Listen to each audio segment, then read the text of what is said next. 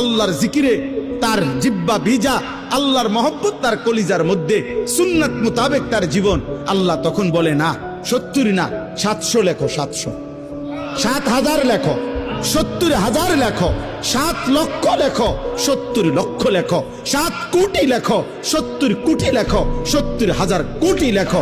এক সেজদায়, এক সেজদায় একবার সুবহানাল্লাহ বললে আল্লাহ বলে লেখো 70,000 কোটি সুবহানাল্লাহ লেখো। কোন কোন বেলায় আল্লাহ মহব্বতের জোশে, আল্লাহ তার মায়ায় আল্লাহ বলে ফেরেশতা তুমি লিখো না, সাআকতুবু, আমি আল্লাহ নিজেই লিখবো। এই নেকি তুমি দিয়া পারতা না, আমি দেবো আমার বান্দার নেকি। বলেন বাপ, বলেন। আহাজ মুসলমানের সন্তান, যদি তোমরা বুঝতা যে তোমাদের মালিক তোমাদের প্রতি কি পরিমাণ খেয়াল করেছে।